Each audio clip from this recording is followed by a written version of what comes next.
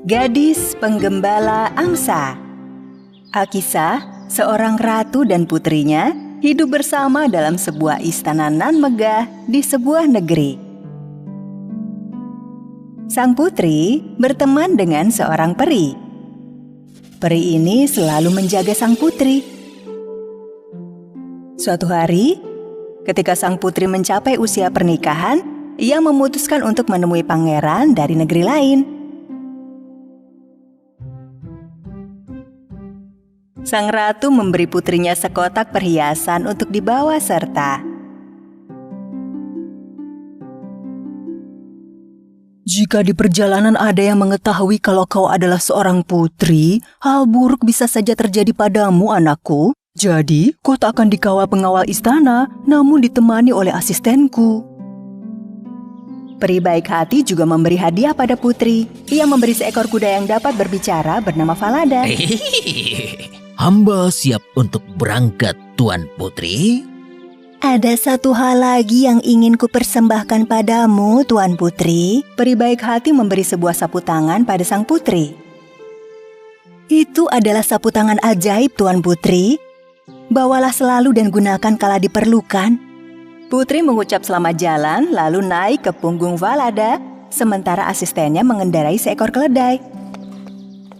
Berjam-jam kemudian, putri yang telah melakukan perjalanan melintasi hutan merasa sangat letih dan berhenti untuk beristirahat. Aduh, aku haus sekali. Kita membawa air. Bisa tolong ambilkan untukku? Si gadis asisten meminum sendiri air itu. Maaf Putri, tapi aku juga haus. Jadinya ku minum semua. Carilah air sendiri. Aku kan bukan pelayanmu. Putri terkejut melihat sikap tak sopan si asisten. Namun ia diam saja. Mereka pun melanjutkan perjalanan. Setelah beberapa waktu berlalu, Putri menghentikan perjalanan. Wahai asisten kerajaan, sudikah kiranya kau mengambilkan air untukku dari pancuran itu? Maaf ya Putri, sudah kubilang aku bukan pembantumu. Turun saja dari kudamu dan ambil sendiri airnya. Sang putri dan Falada saling memandang. Hamba mulai curiga dengan gadis asisten ini. Anda harus berhati-hati. Sang putri turun dari kudanya, berlutut lalu meminum air yang diraupnya dengan telapak tangan. Sapu tangan ajaib di kantungnya tiba-tiba berbicara. Hati-hati Tuan Putri, gadis asisten itu berbahaya. Namun ketika putri membungkuk untuk minum, sapu tangan ajaibnya terjatuh ke air. Ya ampun! Melihat sapu tangan ajaib mengambang terbawa air, si gadis asisten melihat sebuah kesempatan. Hilang sudah kekuatanmu. Sekarang aku yang beri perintah. Lakukan apa yang kukatakan. Sekarang, lepas gaunmu dan pakai bajuku.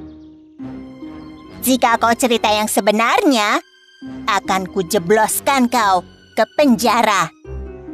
Gadis asisten itu bukan hanya mengenakan gaun putri, ia juga menaiki kuda putri, Falada, dan mulai melanjutkan perjalanan. Sebaliknya, sang putri yang asli naik ke punggung keledai, perlahan mengikuti dari belakang. Setelah beberapa lama, mereka akhirnya tiba di istana pangeran. Ketika pangeran menyambut mereka, ia mengira si gadis asisten adalah seorang putri dan mempersilahkannya masuk. Namun ia juga memperhatikan gadis berpakaian pelayan, sang putri yang asli. Pangeranku, ia hanya seorang pelayan. Tak perlu ikut masuk ke istana bersama kita. Sebaiknya beri ia pekerjaan yang mengingatkannya akan posisinya sebagai pelayan. Pangeran menurutinya, lalu ia memperkenalkan putri dengan Conrad, si penjaga angsa. Dengan membantu Conrad, kau bisa menjadi penggembala angsa juga. Pangeranku, aku punya satu permintaan lagi. Dapatkah Anda ikat kuda pemarah itu? Dikunci rantai saja sekalian. Ia hampir menjatuhkanku tadi di perjalanan. Jadilah pangeran memanggil asistennya dan memerintahkannya untuk merantai kuda itu di gudang. Gadis asisten itu berusaha mempertahankan rahasia tipu muslihatnya dan memperdaya pangeran. Sang putri bersedih dan menangis karena kudanya Falada harus dirantai. Ia segera menuju gudang untuk menjenguknya. Falada yang malang terlihat berdiri dengan kaki dirantai. Oh Falada, apa yang mereka lakukan padamu? Oh, jika Ibu Ratu mendengar hal ini, beliau pasti marah, Tuan Putri. Dengan sedih, sang putri meninggalkan kudanya Falada, lalu menggembalakan angsa di padang rumput bersama Conrad. Setelah beberapa saat, putri duduk di atas batu untuk beristirahat dan melepaskan jepit rambut emas yang menahan rambut indahnya. Begitu Conrad melihat jepit rambut berkilau itu, ia langsung mendekati rambut putri dan ingin mengambilnya. Jepit rambut emas! Aku kepingin jepit-jepit rambut emas ini! Aduh, lepaskan rambutku! Bertiuplah angin kencang, bertiuplah segera. Ambil topi Conrad dan bawa pergi.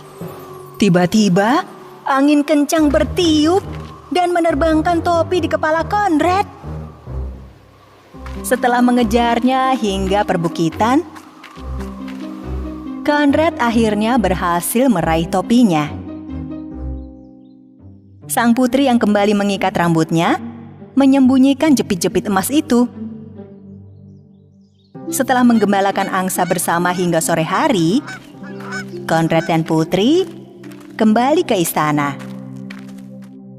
Conrad kemudian segera menghadap sang raja.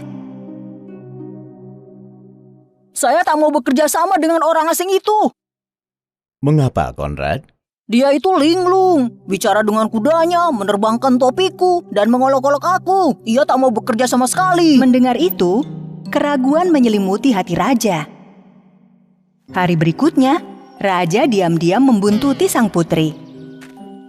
Pertama-tama, putri menuju gudang dan mengobrol lagi dengan kudanya Falada yang dirantai. Melihat kuda itu berbicara, raja menjadi takjub. Ia lalu menuju padang rumput tempat Conrad dan putri menggembalakan angsa, lalu bersembunyi di semak-semak. Setelah beberapa lama, ia melihat jepit-jepit emas di rambut putri.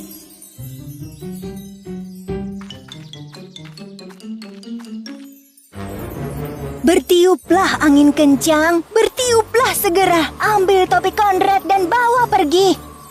Setelah mengucap kata-kata itu, angin kencang datang dan menerbangkan topi itu kembali. Conrad berlari mengejar topinya ke perbukitan. Sementara itu, lagi-lagi putri menyembunyikan jepit-jepit emas itu di rambutnya. Melihat itu, raja terkejut dan diam-diam segera kembali ke istana. Malamnya, raja memanggil sang putri menghadap. Ia bertanya soal Falada yang bisa berbicara, jepit rambut emas, dan angin kencang. Saat itu juga, sang putri mulai menangis.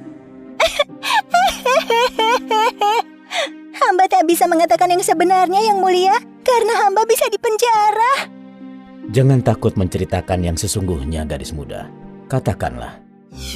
Sang putri menceritakan segala-galanya pada sang raja. Jadi, kau adalah putri yang sesungguhnya. Jangan takut, kau tak akan disakiti. Sekarang, bersiaplah sebagai seorang putri. Raja segera memanggil putranya, sang pangeran, dan menceritakan segalanya. Di malam yang sama, tanpa berkata sepatah kata pun pada putri palsu, pangeran menggelar pesta di istana. Putri yang asli duduk di sisi pangeran, sedangkan yang palsu pada sisi yang lain. Kecantikan sang putri begitu mempesona. Namun putri palsu tak mengenalinya. Siapa gadis itu? Apa yang dilakukannya di pesta ini? Di mana ia mendapatkan perhiasan berkilau dan gaun yang indah itu? Wahai bangsawan istana, aku punya cerita untuk kalian. Dengarkanlah aku. Raja mulai bercerita tentang yang terjadi pada putri seolah itu adalah cerita orang lain. Pada akhir cerita, ia bertanya sebaiknya hukuman setimpal apa yang harus diberikan pada penipu tersebut. Hukuman terberat harus diberikan kepada pembohong itu, Yang Mulia. Kakinya harus dirantai dan ia harus dipenjara selamanya. Begitukah? Tapi dirimulah pembohongnya dalam cerita ini. Kau telah memilih hukumanmu sendiri. Prajurit, singkirkan pembohong ini dari hadapanku sekarang. Demikianlah si gadis asisten mendapat hukuman karena menghancurkan hidup sang putri dengan kebohongan. Pangeran melamar putri yang asli malam itu juga.